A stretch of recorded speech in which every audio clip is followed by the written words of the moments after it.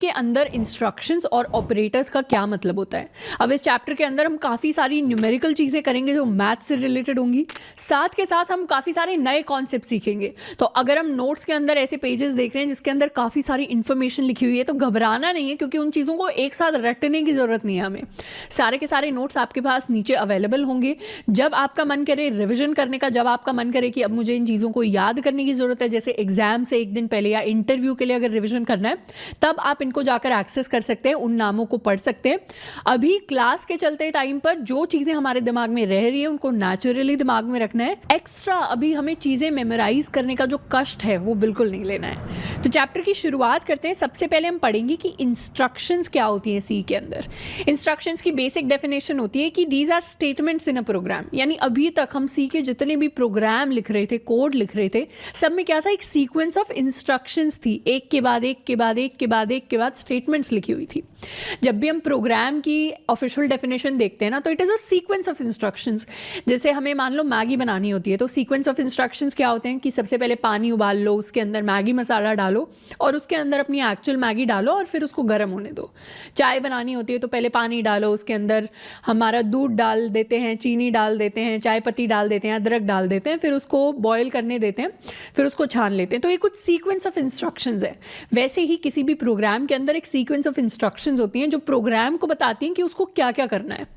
अब हम जब टाइप्स ऑफ इंस्ट्रक्शंस पढ़ते हैं तो उसमें 3 टाइप्स हमारे आते हैं। सबसे पहला है टाइप डिक्लेरेशन इंस्ट्रक्शन, दूसरी है हमारी एरिथमेटिक इंस्ट्रक्शन और तीसरी है हमारी कंट्रोल इंस्ट्रक्शन। इन तीनों इंस्ट्रक्शंस के अलग अलग काम होते हैं और काम के अकॉर्डिंग इनका नाम रखा हुआ है। तो ऐसा नहीं है कि इनको याद करना बहुत मुश्किल होगा। सबसे पहले अगर बात करें टाइप डिक्लेरेशन इंस्ट्रक्शंस की, तो टाइप डिक्लेरेशन से क्या समझते हैं? टाइप डिक्लेरेशन यानी किसी भी वेरिएबल को डिक्लेयर करना उसके टाइप के साथ।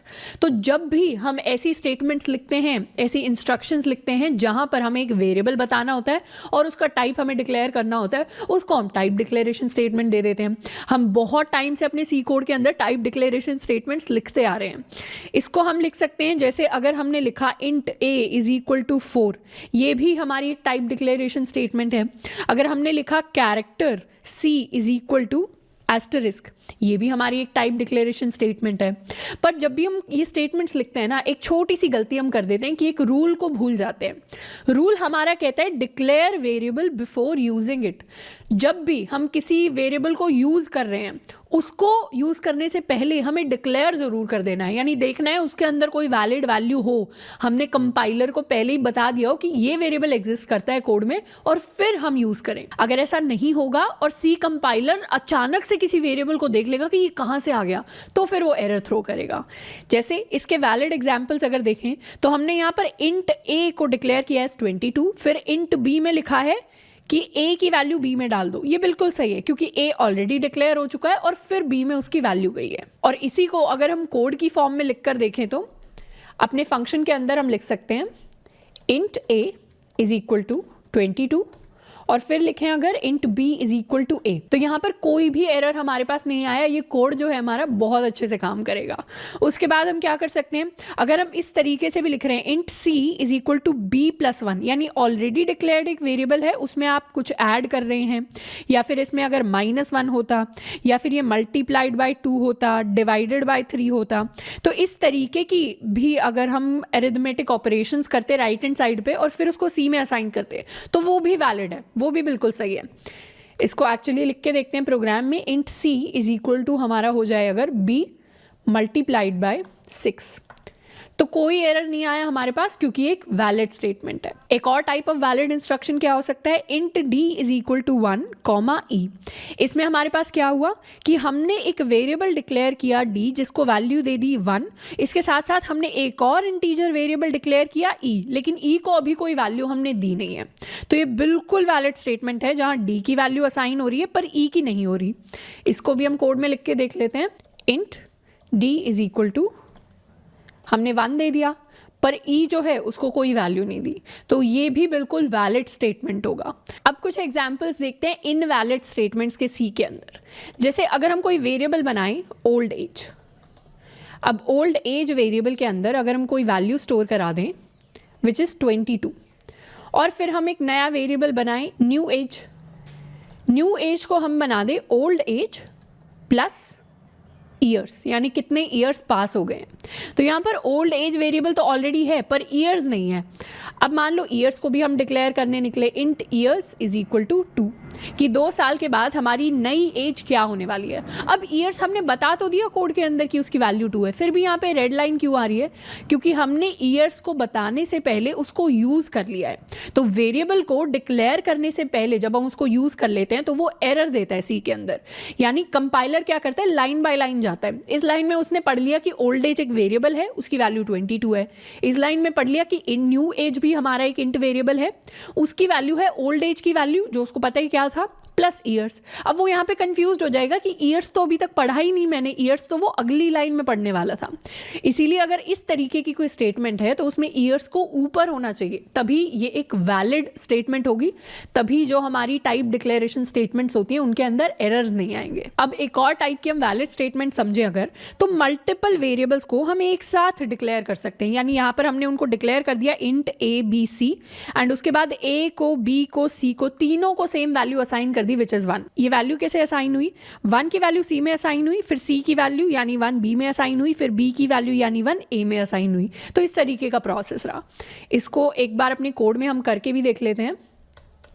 जैसे अगर हम कुछ वेरिएबल डिक्लेयर करते हैं x, y और z, तो हम वैल्यूज दे सकते हैं x is equal to Y is equal to z is equal to 4।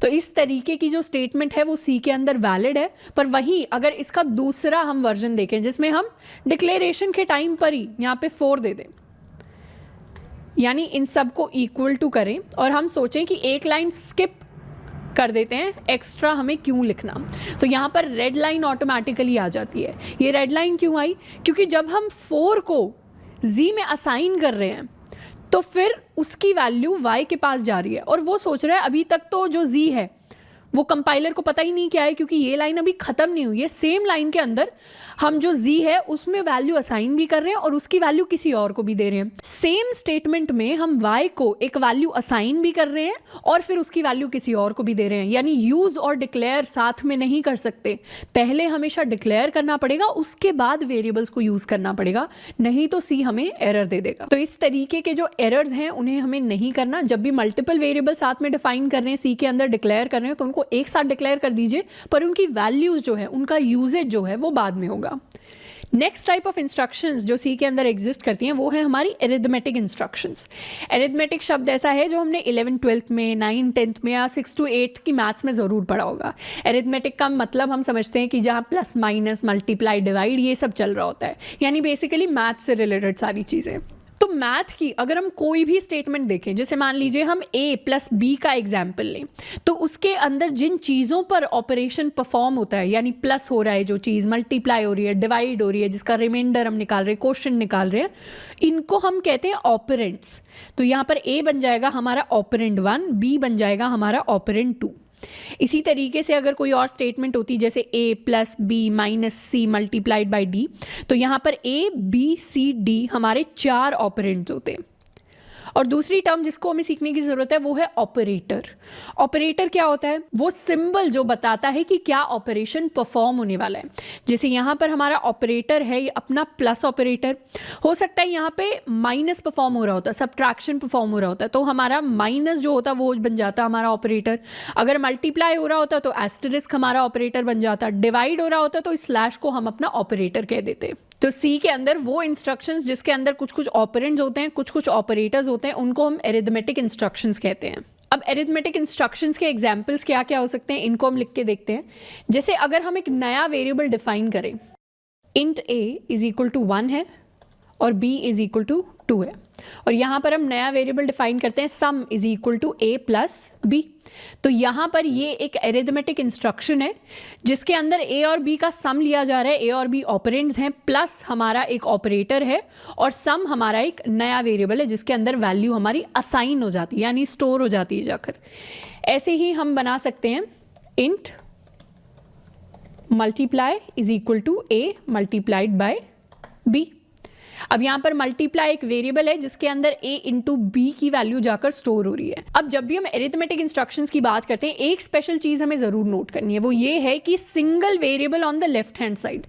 जब भी हम कोई एरिथमेटिक ऑपरेशंस परफॉर्म करते हैं वो सारे के सारे हमारे राइट हैंड साइड पे जाते हैं, यानी a plus B minus C multiplied by D, ऐसा कुछ हमारे पास एक्सप्रेशन होगा। उसकी सारे की वैल्यू हम किसी वेरिएबल लेफ्ट में असाइन करेंगे जो लेफ्ट हैंड साइड पर लिखा होगा, और ये सारी की सारी वैल्यू राइट से लेफ्ट में जाकर स्टोर हो जाएगी।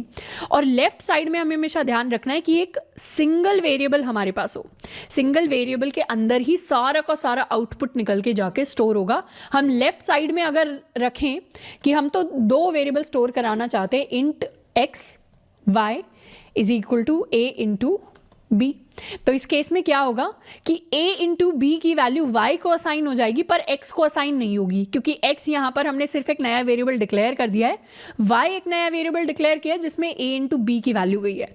तो लेफ्ट में मतलब इस एक्सप्रेशन के लिए हमारे पास सिर्फ y है जिसमें इसकी वैल्यू स्टोर हुई है। इसके बाद हम बात करने वाले एरिथमेटिक इंस्ट्रक्शंस में क्या क्या हमारे एक्सप्रेशंस वैलिड होते हैं, क्या क्या नहीं होते।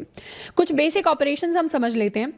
एरिथमेटिक इंस्ट्रक्शंस में हमारे पास आ जाता है plus operator, minus operator, multiply operator और डिवाइड ऑपरेटर।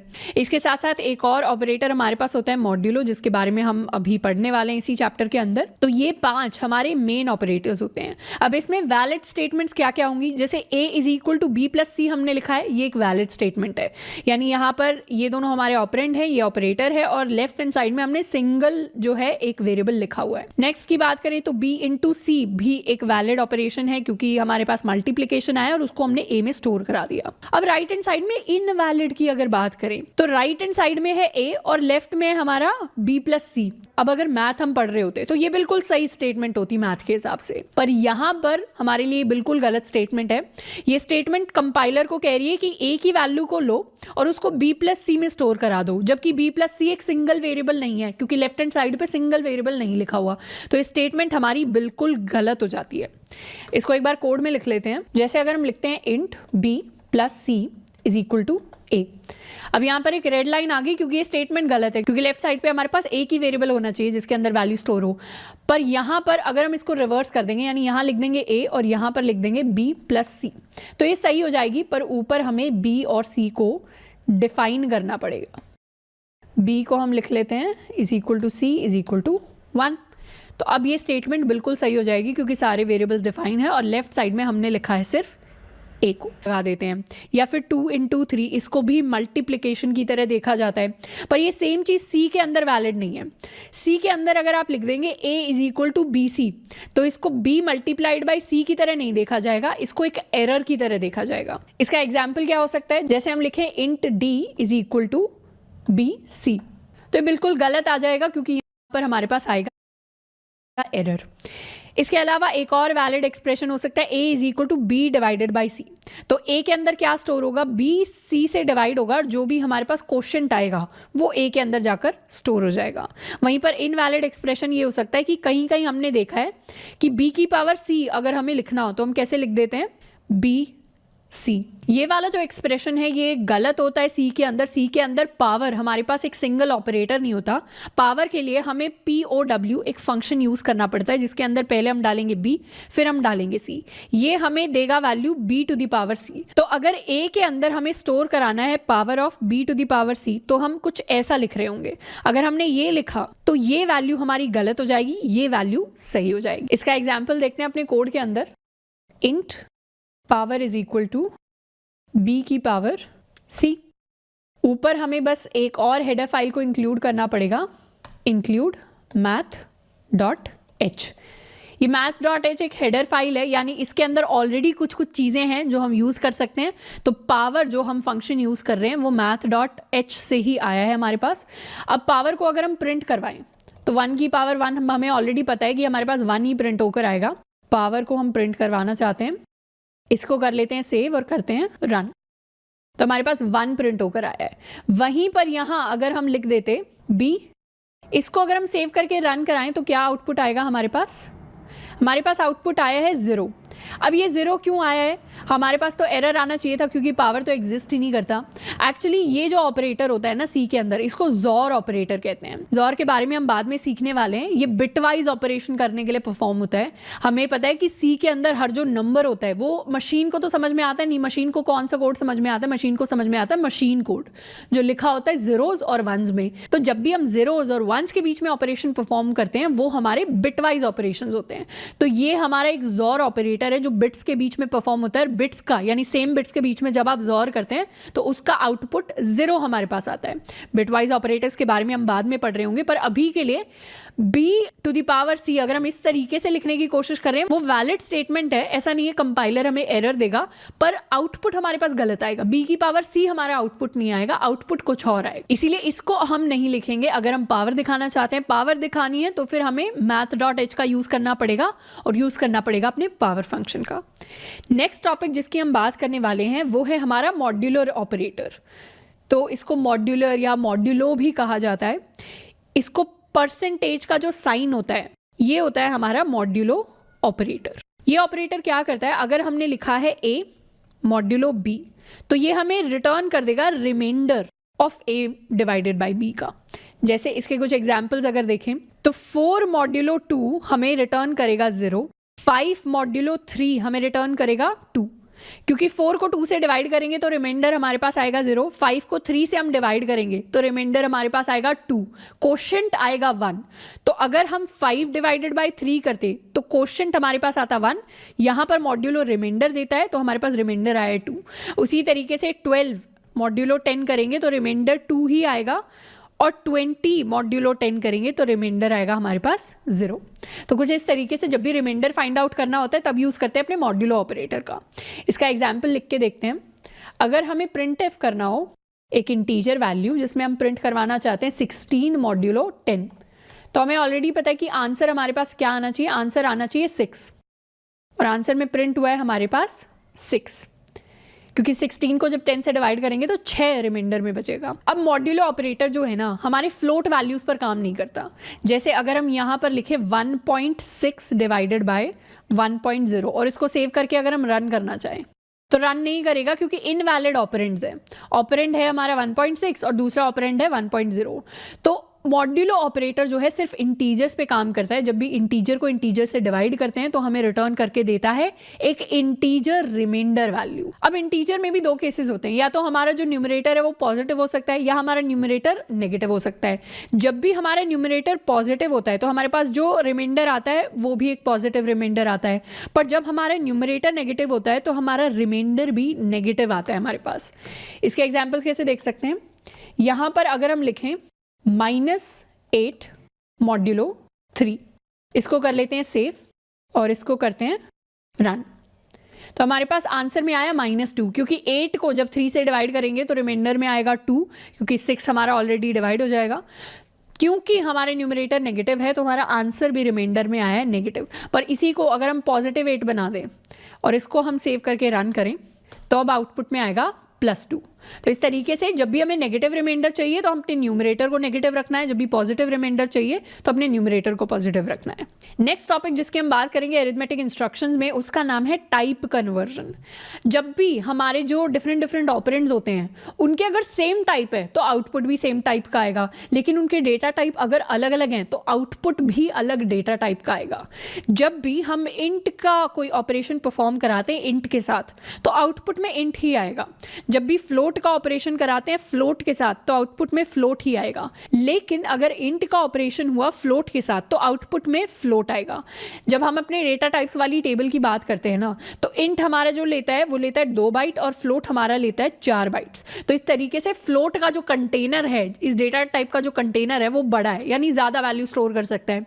तो सी कंपाइलर क्या करता है, थोड़ा सा लॉजिक लगाता है। लॉजिक कैसे लगाया कि अगर इंट वैल्यू है वो तो छोटी है पर फ्लोट की वैल्यू तो बड़ी है ना, और इनके बीच में कोई ऑपरेशन हुआ, मान लीजिए प्लस हुआ या मल्टीप्लाई हुआ या डिवाइड हुआ, उसमें एक बड़ा नंबर आउटपुट में आएगा। अब उस बड़े नंबर को स्टोर कराने आने के लिए एक बड़ा कंटेनर चाहिए, यानी फ्लोट जैसा कंटेनर चाहिए, तो इसीलिए आउटपुट में हम इंट को नहीं रखते, फ्लोट को रखते हैं। तो जब भी इंट का ऑपरेशन परफॉर्म होगा फ्लोट के साथ, हमारे पास आउटपुट में आएगा फ्लोट। इसके एग्जाम्पल्स क्या हो सकते हैं? एग्जाम्पल जैसे इंट के साथ अगर हम मल्टीप्लाई करें 2 तो आंसर में आएगा 4, पर यहाँ पर 2.0 को मल्टीप्लाई करें अगर 2 के साथ तो आउटपुट में हमारे पास आएगा 4.0, और यहाँ पर 2.0 को मल्टीप्लाई करें 2.0 के साथ तो आउटपुट में आएगा 4.0। इसको अपने कोड में लिखकर देखते हैं। तो सबसे पहले प्रिंटएफ करवाएंगे हम 2 × 2, इसको कर लेते हैं सेव, तो आउटपुट में आया 4।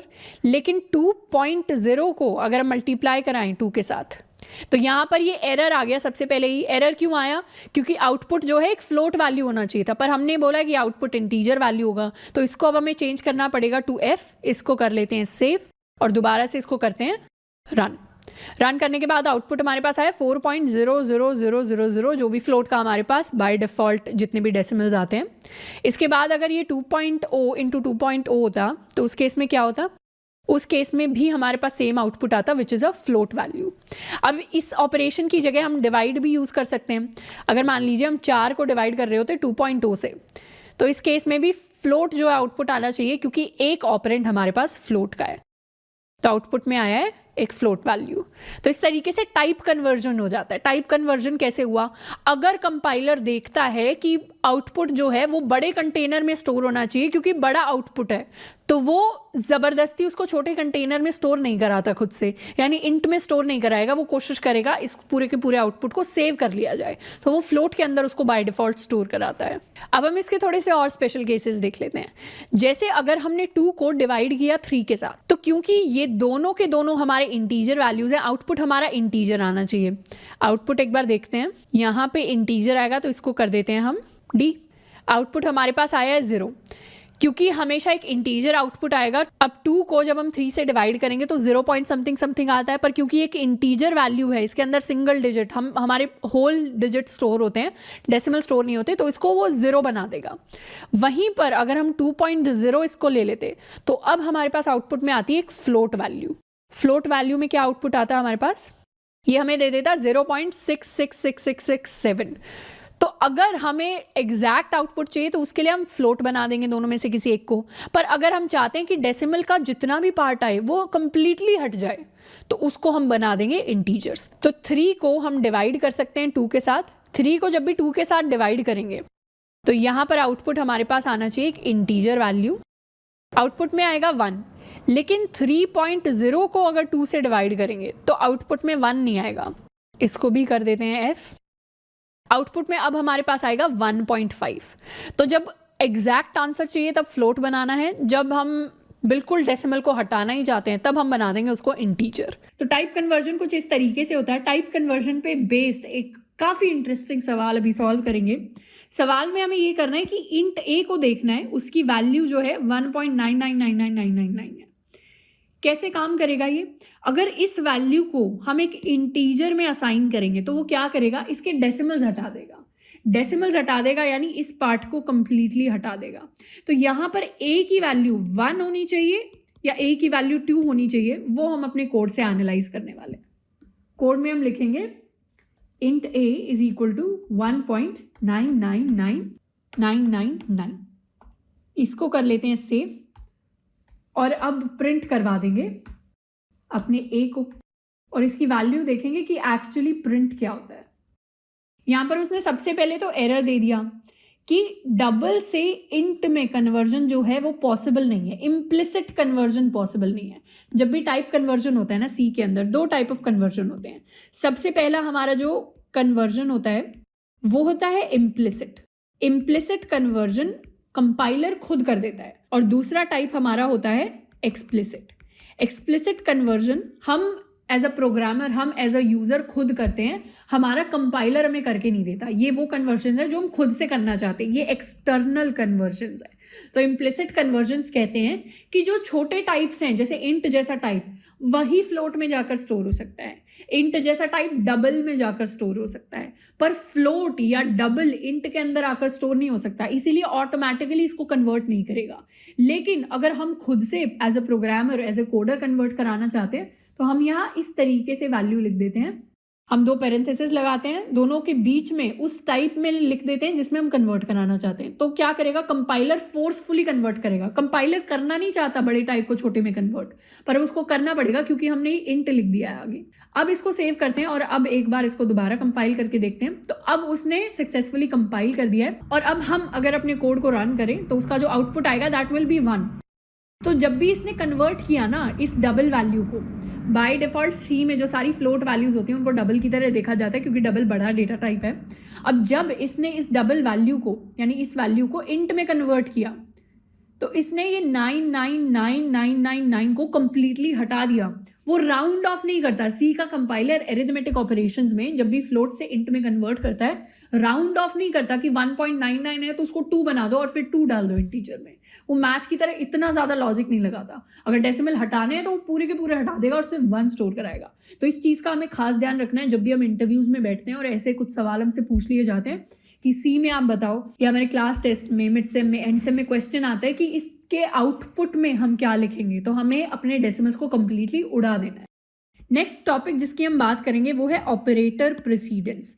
जैसे मैथ के अंदर हमने एक रूल पढ़ा था छोटा सा जिसको हम कहते थे बॉड मास रूल। बॉड मास रूल हमारा क्या कहता था, पहले ब्रैकेट ओपन कर लो, उसके बाद पहले डिवाइड करो, फिर मल्टीप्लाई करो, फिर ऐड करो, फिर सब्ट्रैक्ट करो। तो इस तरीके से मैथ में अगर बहुत सारे ऑपरेशंस दिए हुए हैं तो कौन से ऑपरेशन को पहले करना है, कौन से ऑपरेशन को बाद में करना है, उसका हमारे पास एक प्रॉपर सीरीज होता था, सीक्वेंस होता था।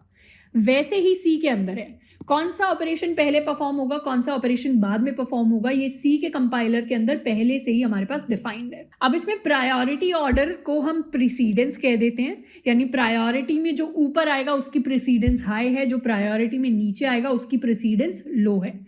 तो सबसे पहले प्रायोरिटी में आते हैं हमारे पास multiply, divide and modulo operator.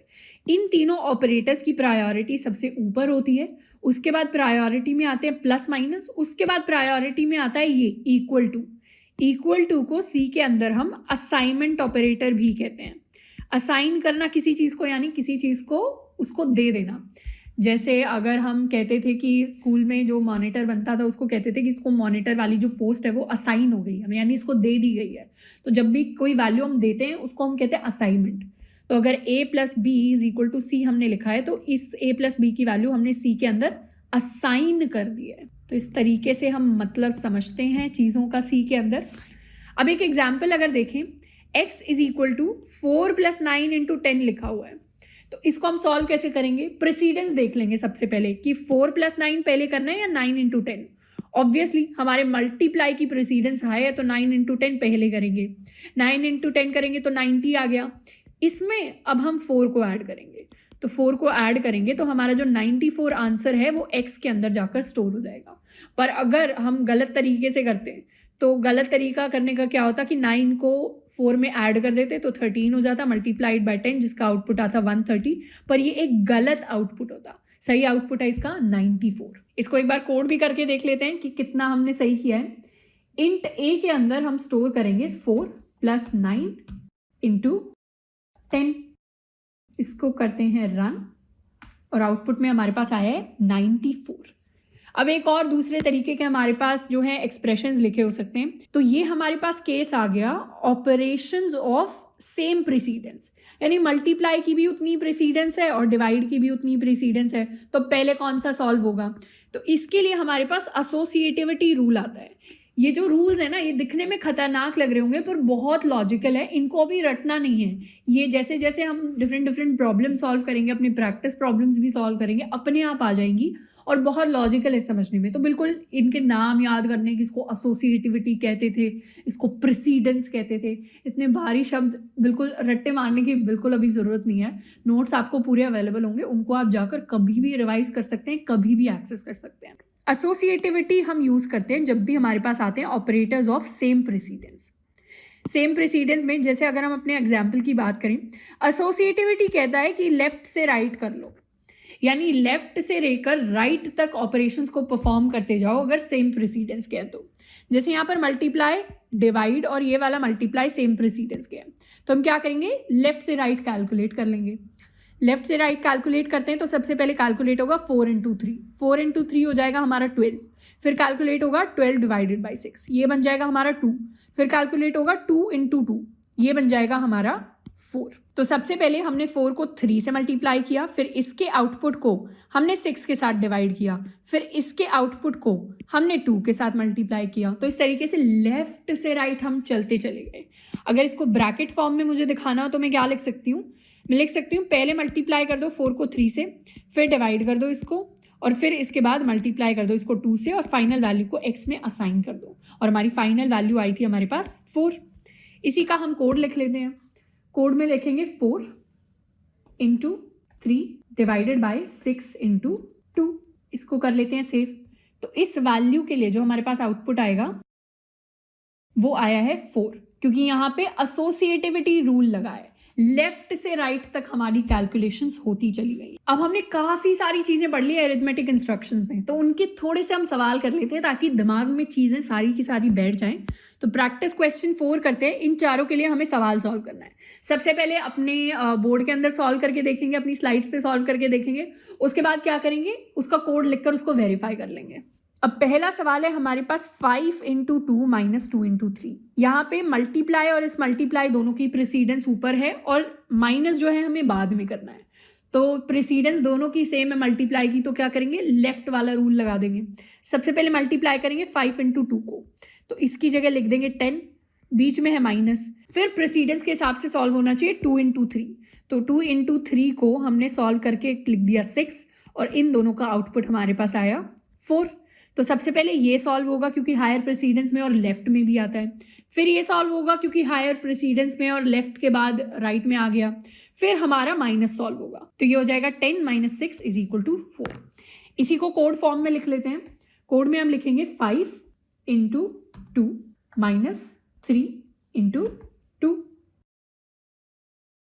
यहाँ पर लगा देते हैं अपना स्टेटमेंट टर्मिनेटर। सेमीकोलन जो होता है उसको टर्मिनेटर कहा जाता है। टर्मिनेटर हमारा वो AI मूवी वाला रोबोट वाला टर्मिनेटर नहीं, टर्मिनेटर यानी किसी चीज़ को रोक देना। तो जैसे वो अपोकलिप्स को रोकने आया था मूवी के अंदर, यहाँ पर ये क्या करता है, स्टेटमेंट को वहीं पे रोक देता है। तो अब इसको कर देते हैं कंपाइल एंड रन करके आउटपुट हमारे पास आया 4। सेकेंड प्रॉब्लम है हमारे पास 5 इंटू 2 डिवाइडेड बाई 2 इंटू 3। यहाँ पर क्योंकि 3 ऑपरेटर्स हैं, तीनों की प्रेसिडेंस हाईएस्ट है, तो इसमें हम लगाएंगे अपना एसोसिएटिविटी रूल। एसोसिएटिविटी रूल क्या कहता है, लेफ्ट से राइट भैया कैलकुलेट कर लो। तो 5 इंटू 2 को सबसे पहले कैलकुलेट करेंगे, आ गया हमारे पास 10। फिर 10 डिवाइडेड बाई 2 को कैलकुलेट करेंगे, आ गया हमारे पास 5। अब इसका आउटपुट आया 5, इसको मल्टीप्लाई कर लेंगे 3 के साथ, तो आउटपुट हमारे पास आएगा 15। इसको वेरीफाई भी कर लेते हैं। हम आउटपुट लिखेंगे, इसको कर लेते हैं डिवाइड, कंपाइल, रन। 6 इसलिए आया है क्योंकि यहाँ पर 3 मल्टीप्लाइड बाई 2 हमने लिख दिया, ये एक्चुअली होना चाहिए था 2 मल्टीप्लाइड बाई 3। इसको कर लेते हैं कंपाइल एंड रन। आउटपुट में हमारे पास आया 15। थर्ड जो प्रॉब्लम है उसमें है 5 multiplied by 2 divided by 2 multiplied by 3। अब इसको कैसे सॉल्व करना है, क्योंकि ब्रैकेट तो दीदी हम पहली बार देख रहे हैं, तो जब भी ब्रैकेट आता है ना, सबसे पहले ब्रैकेट के अंदर की चीज़ को सॉल्व करने। ये सिंगल चीज़ है जो वर्ड मास के साथ मैच करती है कि ब्रैकेट आए तो पहले ब्रैकेट ओपन कर लो। तो ब्रैकेट के अंदर की चीज़ सबसे पहले सॉल्व होगी, यानी ये एक्सप्रेशन हमारे पास बन जाएगा 5 मल्टीप्लाइड बाय 1 मल्टीप्लाइड बाय 3। अब क्या करेंगे, अब 2 ऑपरेशंस बच गए, ये मल्टीप्लाई और ये मल्टीप्लाई, दोनों की प्रेसिडेंस सेम है तो एसोसिएटिविटी रूल लगा दो।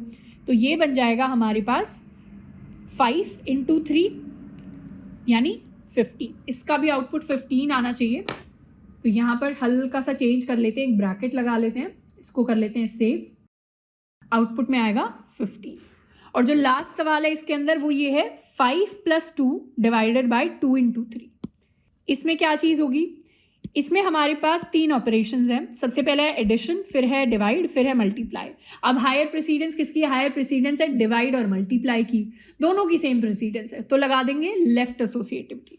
लेफ्ट एसोसिएटिविटी से ये किस में कन्वर्ट हो जाएगा, 5 प्लस, सबसे पहले कर देंगे 2 डिवाइडेड बाई 2, फिर कर देंगे मल्टीप्लाइड बाई 3, फिर उसको ऐड कर देंगे 5 से, तो ये हो जाएगा 5 प्लस, अंदर वाला एक्सप्रेशन बन गया 1 इंटू 3, उसके बाद करेंगे 5 प्लस 3 और ये बन जाएगा हमारे पास 8। अब इसी को सेम आउटपुट में कर लेते हैं। एक्सप्रेशन हमारे पास था 5 plus 2 divided by 2 multiplied by 3। इसको कर लेते हैं सेव और रन करेंगे। आउटपुट में हमारे पास आया 8। तो इस तरीके के जो सवाल हैं ये आपके एमसीक्यूज में भी पूछ लिए जाएंगे प्लेसमेंट टाइम पे, या फिर आपसे अपने स्कूल के कॉलेज के टेस्ट के अंदर पूछ लिए जाएंगे। तो सवाल का जवाब किस तरीके से करना है, अगर थ्योरेटिकल पेपर है तो उसमें एक्चुअली सॉल्व करके दिखाना है कि लेफ्ट एसोसिएटिविटी लगेगी कैसे, कौन सी चीज़ पहले सॉल्व होगी। बेस्ट इसको करने का तरीका है अपनी सुविधा के लिए आप ये पेरेंथेसिस लगा लें, ब्रैकेट्स लगा लें, तो पता चल जाएगा कौन सी चीज़ पहले सॉल्व करनी है, कौन सी चीज़ बाद में सॉल्व करनी है। और अगर कोड में लिखना है तो कोड में तो ऑटोमेटिकली सी का कंपाइलर कर ही लेगा। तो काफ़ी आसान है इन चीज़ों को करना। जैसे बोर्ड मास का रूल होता है वैसे ये भी रूल होता है। थोड़े से 4-5 सवाल होमवर्क प्रॉब्लम्स और हम कर लेंगे तो उसके बाद चीज़ें काफ़ी क्लियर हो जाएंगी। नेक्स्ट जिस टॉपिक की हम बात करेंगे वो है हमारी कंट्रोल इंस्ट्रक्शंस। अब शुरुआत में हमने पढ़ा था कि इंस्ट्रक्शंस 3 टाइप की होती हैं। टाइप डिक्लेरेशन हमने पढ़ लिया कि वेरिएबल को पहले डिक्लेयर करना है फिर यूज़ करना है। सेकंड हमने पढ़ लिया एरिथमेटिक इंस्ट्रक्शन, जिसके अंदर मॉड्यूलो हमने नया सीखा, हमने टाइप कन्वर्जन सीखा, हमने प्रेसिडेंस सीखी। अब हम पढ़ने वाले कंट्रोल इंस्ट्रक्शंस। कंट्रोल इंस्ट्रक्शंस वो इंस्ट्रक्शंस होती हैं जो डिटरमिन करती हैं, हेल्प करती हैं बताने में हमारा फ्लो ऑफ प्रोग्राम। अभी तक हमने क्या पढ़ा था, सीक्वेंस में इंस्ट्रक्शंस चल रही थी। एक कोड लिखा है उसमें पहली स्टेटमेंट पहले एग्जीक्यूट होगी, यानी ये वाली स्टेटमेंट पहले एग्जीक्यूट होगी, उसके बाद ये स्टेटमेंट एग्जीक्यूट होगी, उसके बाद ये स्टेटमेंट एग्जीक्यूट होगी। लेकिन कुछ ऐसी स्टेटमेंट होती है सी के कोड के अंदर जो फ्लो चेंज कर सकती हैं। हो सकता है हमारी नीचे वाली स्टेटमेंट पहले एग्जीक्यूट हो और ऊपर वाली बाद में हो। ये जो स्टेटमेंट्स होती है ना जो फ्लो को ऑल्टर करने की, चेंज करने की पावर रखते हैं, इनको हम कहते हैं कंट्रोल इंस्ट्रक्शंस, जो कंट्रोल कर सकती हैं flow of instructions in a program. अब ये 4 टाइप्स की होती है। इनमें से सबसे पहली होती है sequence control. Sequence control instructions वो होती हैं जो सीक्वेंस वाइज चलती रहती हैं, यानी एक के बाद एक के बाद एक अगर हमारा फ्लो बनता है तो उनको हम सीक्वेंस कंट्रोल इंस्ट्रक्शंस कहते हैं। जैसे हमने अभी तक सीखते आए हैं जिनको हम, ये सारी की सारी हमारी सीक्वेंस कंट्रोल इंस्ट्रक्शंस है। Second type of control instruction हमारे पास होती है डिसीजन कंट्रोल। डिसीजन कंट्रोल में हम पढ़ेंगे इफ एल्स के बारे में। ये वो इंस्ट्रक्शंस है जिनके बारे में हम आने वाले चैप्टर्स के अंदर पढ़ने वाले हैं, क्योंकि बहुत डिटेल में इनको डिस्कवर करना होता है और ये सारी की सारी मिलाकर हमारे सी प्रोग्रामिंग के बेसिक्स फॉर्म करते हैं। तो डिसीजन कंट्रोल के अंदर हम आगे इफ एल्स वाला टॉपिक पढ़ेंगे। लूप कंट्रोल के अंदर हम जो डिफरेंट लूप्स होते हैं सी के अंदर, जैसे हमारा फॉर लूप हो गया, हमारा वाइल लूप हो गया, डिफरेंट लूप पढ़ेंगे। यानी किसी काम को अगर हमें बार बार करना होता है सेम कुछ लाइंस को यूज़ करके, उसमें हम लूप कंट्रोल इंस्ट्रक्शन यूज़ करते हैं। जब हमें कोई डिसीजन लेना होता है कि आज बारिश हो रही है तो छाता लेकर जाना है या नहीं जाना, सूरज है और संडे है तो आज हम खुश होंगे या नहीं होंगे, ऐसे कुछ डिसीजंस होते हैं। इनको जब भी हम कोड में लिखते हैं वो लिखते हैं डिसीजन कंट्रोल इंस्ट्रक्शंस की हेल्प से। उसके बाद लास्ट आती है हमारे पास केस कंट्रोल इंस्ट्रक्शन, जिसके अंदर कुछ केसेस के हिसाब से हम अलग अलग चीज़ें करते हैं। जैसे अगर मंडे टू फ्राइडे है तो काम पे जाना है और संडे आ गया तो फिर काम पर नहीं जाना, फिर हमें घर पे बैठ के रेस्ट लेना है। इस पूरे एक फ्लो को हमें कोड में कैसे दिखा सकते हैं, वेरिएबल्स की हेल्प से और केसेस की हेल्प से, कि कौन से दिन में काम पे जाना है, कौन से दिन में घर पे रहना है। तो उन स्टेटमेंट्स का जब भी हम लिख रहे होते हैं उन इंस्ट्रक्शंस को, उनको हम केस कंट्रोल के अंदर डालते हैं। इन तीनों को हम आने वाले चैप्टर्स के अंदर पढ़ेंगे। सीक्वेंस कंट्रोल हम ऑलरेडी पढ़ चुके हैं। इसके साथ नेक्स्ट टॉपिक इसी चैप्टर के अंदर जिसकी हम बात करेंगे वो है हमारे ऑपरेटर्स। अब ऑपरेटर्स हमने ऑलरेडी बेसिक देख लिया है, एरिथमेटिक ऑपरेटर्स क्या होते थे। एरिथमेटिक ऑपरेटर्स की कैटेगरी में हमारे पास आ गया था प्लस, माइनस, मल्टीप्लाई, डिवाइड, ये मल्टीप्लाई, ये डिवाइड और मॉड्यूलो। तो ये 5 मेजर एरिथमेटिक ऑपरेटर्स हम ऑलरेडी पढ़ चुके हैं। अब सी के अंदर और भी डिफरेंट टाइप्स ऑफ ऑपरेटर्स होते हैं। हमारे पास रिलेशनल ऑपरेटर्स होते हैं जो 2 ऑपरेंट्स के बीच का रिलेशन बताते हैं। हमारे पास लॉजिकल ऑपरेटर्स होते हैं जो दोनों के बीच में लॉजिकल चीज़ निकाल के लेकर आते हैं। फिर बिटवाइज ऑपरेटर्स भी होते हैं। अभी हमने बात की थी कि मशीन लैंग्वेज के अंदर, मशीन कोड के अंदर सब कुछ ज़ीरोज़ और वंस की फॉर्म में होता है और उन ज़ीरोज़ और वंस के बीच में अगर हम ऑपरेशन करते हैं उसको बिटवाइज ऑपरेशन कह देते हैं। फिर असाइनमेंट ऑपरेटर्स भी होते हैं। फिर एक होता है टर्नरी ऑपरेटर, ये हमारा कंडीशनल ऑपरेटर होता है। यानी अगर किसी कंडीशन के हिसाब से हमें कोई चीज़ करनी है और दूसरी चीज़ नहीं करनी, वो हम टर्नरी ऑपरेटर की हेल्प से भी लिख सकते हैं। उसको इफ एल्स की हेल्प से भी लिखा जाता है, इसकी हेल्प से भी लिखा जाता है। मेजर इसमें समझने वाली चीज़ है रिलेशनल और लॉजिकल और असाइनमेंट, ये तीनों इनमें से सबसे ईजी है अरिथमेटिक के बाद, इनको हम अभी पढ़ लेंगे। टर्नरी ऑपरेटर को नेक्स्ट चैप्टर में हम पढ़ेंगे जब भी हम कंडीशनल स्टेटमेंट्स पढ़ रहे होंगे, और बिटवाइज ऑपरेटर्स को हम आने वाले चैप्टर्स में पढ़ेंगे। तो सबसे पहले बात करते हैं अपने रिलेशनल ऑपरेटर्स की। अब रिलेशनल ऑपरेटर्स दो ऑपरेंड्स के बीच का रिलेशन बताते हैं। मैथ के अंदर जब भी हम लिखते हैं ना कि A इक्वल्स टू B, हमें चेक करना हो कि A B के इक्वल है क्या, वो हम सी के अंदर ऐसे का ऐसा नहीं लिख सकते। सी के अंदर अगर कहीं लिख देंगे ए इज इक्वल टू बी, तो इसका मतलब हो जाएगा बी की वैल्यू को उठाकर ए में डाल दो, वो तो इक्वालिटी चेक करना नहीं हुआ। तो जब भी चेक करना होता है कि ए की वैल्यू मतलब एक वैल्यू किसी दूसरी वैल्यू के इक्वल है क्या, तो हम लगाते हैं double equal to. A is equal to B का मतलब है कि हम यहाँ पर पूछ रहे हैं, क्वेश्चन कर रहे हैं कि ए की वैल्यू बी की वैल्यू के इक्वल है क्या, और a is equal to B का मतलब है कि b की वैल्यू को a में डाल रहे हैं। तो जब भी हम रिलेशनल ऑपरेटर्स की बात करते हैं, रिलेशन चेक करने की बात करते हैं, तो हम इसको यूज कर रहे होंगे, यानी डबल इक्वल टू को। अगर अपने कोड में हम लिखना चाहें, आउटपुट करवाते हैं, यहां पर लिखेंगे a इक्वल टू, या a डिफाइंड नहीं है तो 4 इक्वल टू 4 अगर हम लिखें, इसको कर लेते हैं सेव और उसको रन करते हैं, तो हमारे पास आउटपुट में आएगा 1। ये 1 क्या दिखाता है? 1 कहता है ट्रू है स्टेटमेंट, यानी 4 इक्वल टू 4 रिटर्न कर रहा है ट्रू, यानी सही बता रहा है सी कंपाइलर। पर अगर यहां लिखते 4 इक्वल टू 3, तो इस केस में हमारे पास 1 नहीं प्रिंट होता, इस केस में प्रिंट होता 0, यानी 4 इक्वल टू 3 फॉल्स रिटर्न कर रहा है, गलत है। तो सी एक स्पेशल लैंग्वेज है जिसके अंदर ट्रू फॉल्स नहीं होते। ट्रू फॉल्स की जगह, ट्रू की जगह हमारे पास होता है 1, और फॉल्स की जगह हमारे पास होता है 0। इनफैक्ट कोई भी नॉन जीरो इंटीजर अगर सी के अंदर हम लिख दें, जैसे 2, 3, 4, 5, 6, 7, -1, -5, ये सारे के सारे रिप्रेजेंट करते हैं ट्रू को। पर अगर जहां 0 आ गया उसका मतलब फॉल्स होता है सी के अंदर। तो जो स्टूडेंट्स जो जावा सीखने के बाद सी सीख रहे हैं, C++ के बाद, जावास्क्रिप्ट के बाद, उन्हें थोड़ा सा अजीब लगेगा कि सी के अंदर ट्रू फॉल्स जैसा कुछ नहीं होता। 1 होता है ट्रू की जगह और 0 होता है फॉल्स की जगह। तो अगर इक्वल टू में 1 प्रिंट हुआ तो मतलब ट्रू है स्टेटमेंट, और फॉल्स प्रिंट हुआ तो हमारे पास आएगा स्क्रीन पर 0। वहीं पर दूसरा रिलेशन जो हम चेक करते हैं वो होता है ग्रेटर देन का या ग्रेटर देन इक्वल टू का। जैसे अगर हम 3 ग्रेटर देन 4 लिखें, ये रिटर्न करेगा 0 क्योंकि फॉल्स है, 3 तो ग्रेटर देन 4 होता नहीं। पर अगर हम 4 ग्रेटर देन 3 करें, ये रिटर्न करेगा हमारे पास ट्रू। पर अगर हम 4 ग्रेटर देन 4 कर दें, ये रिटर्न करेगा 0 क्योंकि 4 इज नॉट ग्रेटर देन 4। लेकिन 4 ग्रेटर देन इक्वल टू 4 करें तो ये रिटर्न करेगा 1। तो ये कुछ केसेस होते हैं जिनके हिसाब से हम आउटपुट अपना प्रोड्यूस कराते हैं। इनको कोड में करके देख लेते हैं। 4 ग्रेटर देन 3 अगर लिखा तो आउटपुट में आया 1। पर यहीं पर अगर 3 ग्रेटर देन 4 हमने लिख दिया तो आउटपुट में अब आना चाहिए 0, यानी फॉल्स। अगर हमने 3 ग्रेटर देन 3 लिखा तो आउटपुट में आएगा 0 क्योंकि 3 इज नेवर ग्रेटर देन 3। पर अगर हमने 3 ग्रेटर देन इक्वल टू कर दिया तो ग्रेटर देन तो चेक करेगा, इक्वल टू भी चेक करेगा। इस केस में आउटपुट आएगा हमारे पास 1। तो ये ग्रेटर देन और ग्रेटर देन इक्वल टू हो गया। थर्ड रिलेशनल ऑपरेटर जिसकी हम बात करेंगे ये है हमारा less than equal to. Less than और less than equal to same cases रहेंगे। 3 इज लेस देन 4, इसमें रिटर्न करेगा ट्रू। 4 इज लेस देन 3, इसमें रिटर्न करेगा फॉल्स। 3 इज लेस देन 3, इसमें रिटर्न करेगा 0, और 3 is less than equal to 3, इसमें रिटर्न करेगा 1 यानी ट्रू। इनके भी केसेस बना लेते हैं। इस ग्रेटर देन इक्वल टू कर देते हैं लेस देन इक्वल टू। तो लेस देन इक्वल टू में हमारे पास प्रिंट होगा ट्रू। अगर सिर्फ लेस देन किया तो उस केस में हमारे पास प्रिंट होगा 0। अगर 4 लेस देन 3 किया, इस केस में प्रिंट होगा फॉल्स क्योंकि ये गलत स्टेटमेंट है, यानी 0। और अगर किया हमने 4 लेस देन 5, इस केस में प्रिंट होगा ट्रू।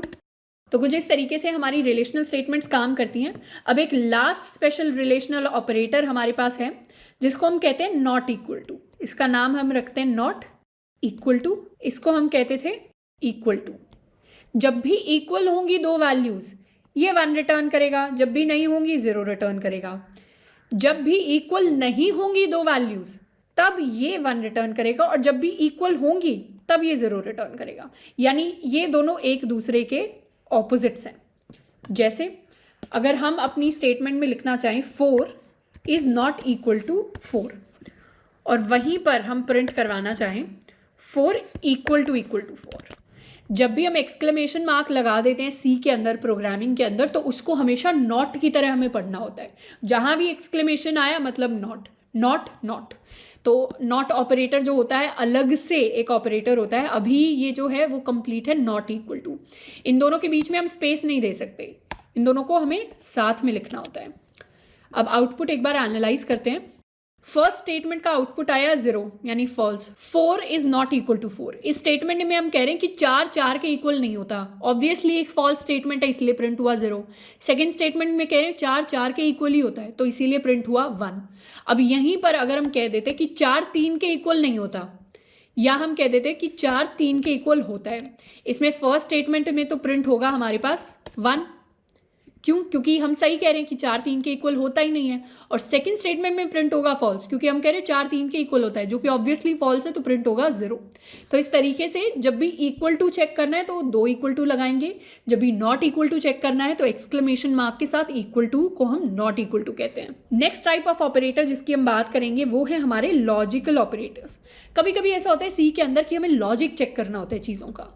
जैसे लॉजिकल स्टेटमेंट को हम किन केसेस में यूज़ कर सकते हैं? मान लेते हैं हमने सी को यूज़ करके एक सिस्टम बनाया है, कोडिंग वाला सिस्टम, जिसके अंदर हम उसके मार्क्स फीड कर रहे हैं। और अगर हम कहते हैं कि उसके मार्क्स अगर 30 से ज़्यादा हैं और 90 से कम हैं तो उसको ग्रेड दे दो A, और 90 से अगर ऊपर हैं या 100 और 90 के बीच में तो फिर उसको ग्रेड दे दो A+। अगर ऐसे हमें केसेस चेक करने हैं तो हमें चेक करना पड़ेगा कि मार्क्स 90 से ऊपर भी हों और 100 से नीचे भी हों। यहाँ पे चेक करना पड़ेगा मार्क्स 30 से ऊपर भी हों और 90 से नीचे भी हों, तभी A देना पड़ेगा। तो जब 2 कंडीशंस एक साथ चेक करनी हो, या 2 कंडीशंस में से मान लो कोई एक ट्रू है, जैसे आज अगर कोई नेशनल हॉलीडे या फिर आज संडे है तभी हम बाहर घूमने जाएंगे, दोनों में से कोई भी एक चीज़ ट्रू हो गई तो फिर हमें काम करना पड़ेगा। अगर दोनों ही ट्रू है तो करना ही है, दोनों में से एक भी ट्रू है तब भी करना है। तो ऐसे कुछ कुछ केसेस होते हैं ना, रियल लाइफ केसेस, जिनको हम कोड में डालना चाहते हैं, तब हमारे लॉजिकल ऑपरेटर्स हमारे काम आते हैं। सबसे पहला लॉजिकल ऑपरेटर है एंड ऑपरेटर। इसको हम एंड भी कहते हैं। इसके अंदर हम 2 एंड लगाते हैं। अगर आप ध्यान से देखें तो एम्परसेंड एम्परसेंड। सिंगल एंड अगर हम लिखेंगे तो ये बिटवाइज ऑपरेटर होता है, जिसको हमें यहाँ पर नहीं लिखना। 2 एंड हमेशा लिखेंगे तो वो लॉजिकल ऑपरेटर होगा। इसको हम कैसे यूज कर सकते हैं? जैसे मान लो हम फर्स्ट स्टेटमेंट लिखते हैं 4 इज ग्रेटर देन 3। ये क्या देगी हमें? ये देगी 1 यानी ट्रू। और हम दूसरी स्टेटमेंट लिखते हैं 5 इज ग्रेटर देन 2। ये स्टेटमेंट भी हमें 1 देगी यानी ट्रू देगी। अगर इन दोनों स्टेटमेंट्स को हम चाहते हैं दोनों स्टेटमेंट जब ट्रू हो तभी हमारे पास फाइनल आउटपुट ट्रू आए, तो इन दोनों के बीच में हम लगा देंगे एंड, तो ये ट्रू होगा और ये ट्रू होगा तभी आउटपुट ट्रू आएगा। पर इनमें से अगर एक भी ट्रू नहीं है, यानी यहाँ पर हमारे पास आ जाता है 2 इज ग्रेटर देन 5, तो ये दे देगा 0 यानी फॉल्स, तो आउटपुट हमारे पास फॉल्स आएगा। एंड के लिए ज़रूरी है कि फर्स्ट स्टेटमेंट और सेकंड स्टेटमेंट या जितनी भी हम स्टेटमेंट्स के बीच में एंड लगा रहे हैं वो सारी की सारी ट्रू, नहीं तो फॉल्स आउटपुट आ जाएगा। जैसे इसका आउटपुट अगर हम देखें तो यहाँ पर हम लिख सकते हैं 4 is greater than 3 and 5 is greater than 2। तो ये दोनों स्टेटमेंट्स हमारी सच है, यानी 4 भी ग्रेटर देन 3 है और 5 भी ग्रेटर देन 2 है, तो ट्रू और ट्रू का जो एंड होगा वो हमारे पास ट्रू आएगा। लेकिन यहाँ पर एक भी हम फॉल्स बना दें, यानी यहाँ पर लिख दें 3 इज ग्रेटर देन फॉल्स 4, तो यहाँ पर जो आउटपुट हमारे पास आएगा वो आएगा 0। ये स्टेटमेंट तो सच है हमारी 5 ग्रेटर देन 2, पर ये एक फॉल्स हो गई। जहाँ भी फॉल्स हो गई मतलब पूरा फॉल्स हो गया। अगर एंड लगाया तो दोनों फॉल्स होंगे तब भी फॉल्स है, दोनों में से एक फॉल्स होगा तब भी फॉल्स है, दोनों ट्रू होंगे तभी ट्रू प्रिंट होगा। तो इसकी हम टेबल भी बनाते हैं कभी कभी। 1-2 आपके सब्जेक्ट होते हैं इलेक्ट्रॉनिक्स के अंदर भी, कंप्यूटर साइंस के अंदर भी, IT के अंदर भी, जहाँ पर ये तीनों लॉजिकल ऑपरेटर्स की एक टेबल बनती है। और अगर आपने लॉजिक गेट्स पढ़े होंगे कॉलेज के अंदर तो आपको समझ आएगा कि हम किसके बारे में बात कर रहे हैं। अगर नहीं पढ़े तो अगले वाले सेमेस्टर्स में शायद आप पढ़ रहे होंगे। तो टेबल ये बनती है कि फर्स्ट एक्सप्रेशन और सेकेंड एक्सप्रेशन हमारे पास अगर कुछ इस तरीके के हों तो फाइनल आउटपुट क्या आएगा। फर्स्ट एक्सप्रेशन ट्रू है, सेकंड भी ट्रू है, तो आउटपुट में आएगा ट्रू। अगर हम एंड की बात कर रहे हैं, फर्स्ट ट्रू है सेकंड फॉल्स है तो आउटपुट में आएगा फॉल्स। फर्स्ट फॉल्स है सेकंड ट्रू है तो आउटपुट में आएगा फॉल्स। फर्स्ट फॉल्स है सेकंड भी फॉल्स है तो भी आउटपुट में आएगा फॉल्स। तो ये छोटी सी टेबल है जिससे हम हल्का सा विजुअलाइज कर सकते हैं कि किस तरीके से हमारे आउटपुट्स आते हैं जब भी हम लॉजिकल एंड की बात करते हैं। नेक्स्ट हम बात करने वाले हैं लॉजिकल और की। और में हमारे कीबोर्ड के अंदर पाइप वाला एक सिंबल होता है, यानी एक स्ट्रेट लाइन का सिंबल होता है। इसको जब हम 2 बार लिख देते हैं तो वो हमारा लॉजिकल और ऑपरेटर बन जाता है। अब सिंगल पाइप भी एक ऑपरेटर होता है, वो बिटवाइज और होता है। यहाँ पर हम बात कर रहे हैं लॉजिकल और की। लॉजिकल और क्या करता है, 2 स्टेटमेंट या 3 स्टेटमेंट या जितनी भी स्टेटमेंट अगर हम दे दें और सबके बीच में लॉजिकल और लगा दें, तो उनमें से अगर एक भी ट्रू हो जाए तो फिर आउटपुट हमारे पास ट्रू आएगा। बाकी सारी चाहे फॉल्स हो, पर एक भी ट्रू होगी तो आउटपुट ट्रू आएगा, नहीं तो सारी फॉल्स है तो आउटपुट फॉल्स आएगा। तो इसका अगर कोड लिख कर देखें तो सबसे पहले हमारे पास है 3 ग्रेटर देन 4, जो कि एक फॉल्स स्टेटमेंट है। यहीं पर अगर हम और लगा दें और लिख दें और 5 ग्रेटर देन 2, तो यहाँ पर ये स्टेटमेंट फॉल्स है, ये स्टेटमेंट ट्रू है। तो इसका आउटपुट एंड में तो हमारे पास फॉल्स आया था, पर और में हमारे पास ट्रू आ जाएगा। तो इसकी भी अपनी एक टेबल बन सकती है। टेबल में अगर हम ले फर्स्ट और सेकंड एक्सप्रेशन और उसके बाद फाइनल आउटपुट को एनालाइज करें, तो यहाँ पर अगर ट्रू ट्रू दिए होंगे तो आउटपुट में ट्रू आएगा, ट्रू फॉल्स दिए होंगे तो आउटपुट में ट्रू आएगा, फॉल्स ट्रू दिया होगा तो भी आउटपुट में ट्रू आएगा, लेकिन दोनों फॉल्स होंगे तभी हमारे आउटपुट में फॉल्स आ रहा होगा। तो ये हमारा है लॉजिकल और। इसके अलावा एक और स्पेशल ऑपरेटर होता है जो होता है हमारा logical not operator. Logical not operator कहता है कि अगर ट्रू दिया है तो उसको फॉल्स कर दो, फॉल्स दिया है उसको ट्रू बना दो, यानी जो भी हमें दिया हुआ है एक्सप्रेशन के अंदर उसको उल्टा कर देना है, चाहे वो कुछ भी हो। जैसे अगर एक एक्सप्रेशन है 3 ग्रेटर देन 4, हमें पता है ये फॉल्स देगा, पर इसके आगे नॉट लगा दिया तो ये ट्रू दे देगा। वहीं पर अगर दूसरा एक्सप्रेशन है 5 ग्रेटर देन 1, हमें पता है ये ट्रू देगा, पर वहीं पर नॉट लगा दिया तो ये फॉल्स दे देगा। तो इस तरीके से जब भी एक्सप्रेशन के आउटपुट को उल्टा करना होता है, फ्लिप करना होता है, तो हम नॉट लगा देते हैं। यहाँ पर देखते हैं, हमें पता है कि 5 ग्रेटर देन 1 हमें देगा ट्रू, पर आगे इसके नॉट लगा दिया तो आउटपुट में हमारे पास आएगा फॉल्स, यानी 0। अगर 2 एक्सप्रेशंस की भी बात करें, यानी 5 ग्रेटर देन 1 जो है ये हमें देगा ट्रू, और या यहाँ पर लगा देते हैं एंड 3 ग्रेटर देन 4। इसका आउटपुट अगर हम गेस करने निकले, 5 ग्रेटर देन 1 देगा ट्रू, 3 ग्रेटर देन 4 देगा फॉल्स, दोनों के बीच में लगा है एंड, एक ट्रू है एक फॉल्स है, तो आउटपुट में आएगा फॉल्स। लेकिन इस सब के बाहर हमने नॉट लगा दिया तो फॉल्स की जगह हमारे पास प्रिंट होने वाला है ट्रू। यहाँ पर एक और ब्रैकेट लगा देते हैं। आउटपुट में हमें पता है हमारे पास ट्रू प्रिंट होकर आना चाहिए, तो प्रिंट हुआ है ट्रू यानी 1। तो कुछ इस तरीके से हमारे लॉजिकल ऑपरेटर्स काम करते हैं। इन लॉजिकल ऑपरेटर्स की जो एक्चुअल इंपॉर्टेंस है ना, वो हम नेक्स्ट चैप्टर में सीखेंगे जब हम कंडीशनल स्टेटमेंट्स की बात करेंगे। जब भी इफ एल्स वाले कंडीशनल स्टेटमेंट्स हम लिखते हैं तो उसके अंदर कंडीशन डालनी होती है कि वो कंडीशन ट्रू है या फॉल्स है, तो वहां पर इन एक्सप्रेशंस को हम सबसे ज्यादा यूज कर रहे होंगे। अब यहाँ पर हमारे पास एक सवाल आता है कि सिंगल एक्सप्रेशन के अंदर हम कुछ एरिथमेटिक ऑपरेटर्स भी लिख सकते हैं। एरिथमेटिक ऑपरेटर्स जैसे सिंगल एक्सप्रेशन में हम लिख सकते हैं a plus B minus C plus D multiplied by E, इस तरीके से। और सिंगल एक्सप्रेशन के अंदर हम उनको कंपेयर भी कर सकते हैं, यानी इस वैल्यू को greater than 4 into 3 multiplied by 5, इस तरीके की वैल्यू को हम फिर ऐड कर सकते हैं 4 ग्रेटर देन 2।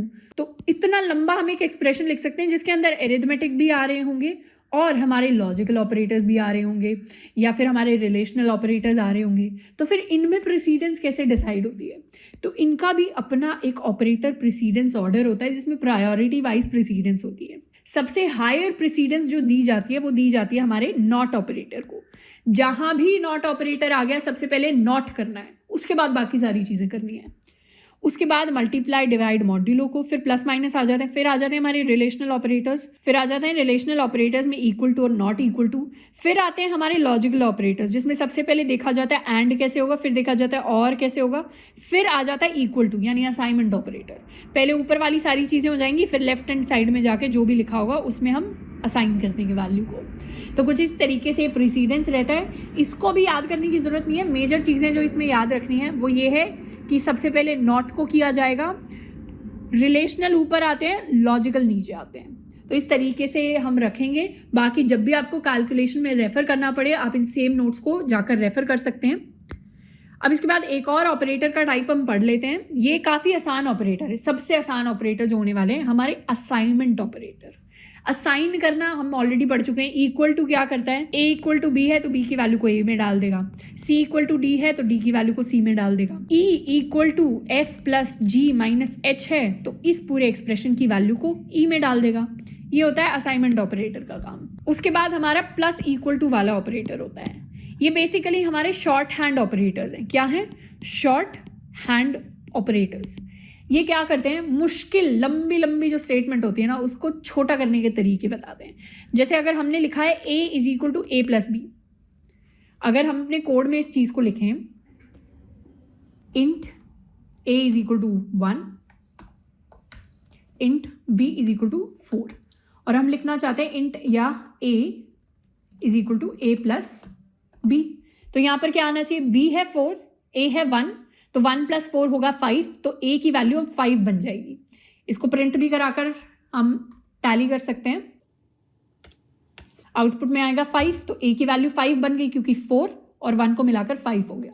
अब हम नोटिस करेंगे लेफ्ट में भी a लिखा हुआ है, राइट में भी a लिखा हुआ है। जब लेफ्ट और राइट में सेम एक्सप्रेशन होता है ना, यानी सेम वेरिएबल लिखा होता है, तो उसको हम छोटा कर सकते हैं।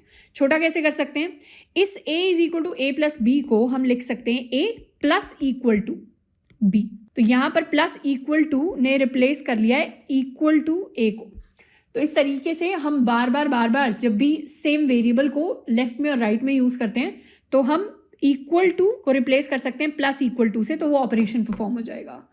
जैसे यहाँ पर अगर हम स्टेटमेंट लिखें a plus equal to b और फिर इसकी वैल्यू को चेक करें, तो सेम आउटपुट हमारे पास आएगा, विच इज, अब जो सेम चीज़ हमने प्लस के साथ की वो हम मल्टीप्लाई के साथ भी कर सकते हैं। यहाँ पर अगर लिख दिया मल्टीप्लाई इक्वल टू, तो क्या होगा? 4 इंटू 1 दोनों मल्टीप्लाई हो जाएंगे, आउटपुट में 4 आएगा। वहीं पर माइनस लिख दिया, तो माइनस में क्या होगा? इस स्टेटमेंट का मतलब है a is equal to a minus b। तो a है 1, b है 4, 1 माइनस 4 माइनस 3 आ जाएगा, तो a में हमारे पास प्रिंट होकर आना चाहिए -3। इसको टैली कर लेते हैं, आउटपुट में आया है -3। तो इस तरीके से जब भी एक्सप्रेशंस को छोटा करना हो, क्योंकि हम लेफ्ट और राइट में सेम ऑपरेंड यूज़ कर रहे हैं, तो क्या करेंगे? माइनस इक्वल टू लिख देंगे, multiply equal to, same for divide, same for modulo. ये होते हैं हमारे सबसे आसान ऑपरेटर्स, हमारे असाइनमेंट ऑपरेटर्स। तो इस तरीके से हमारे जो बेसिक ऑपरेटर्स थे, बेसिक इंस्ट्रक्शंस थे, हमने कंप्लीट कर लिए हैं। अब हम कुछ प्रॉब्लम्स करेंगे। ये प्रॉब्लम्स करने के बाद जो चीज़ें अभी हमने पढ़ी हैं चैप्टर 2 में, वो हमारे दिमाग के अंदर बैठ जाएंगी। सबसे पहला सवाल करते हैं, write a program to check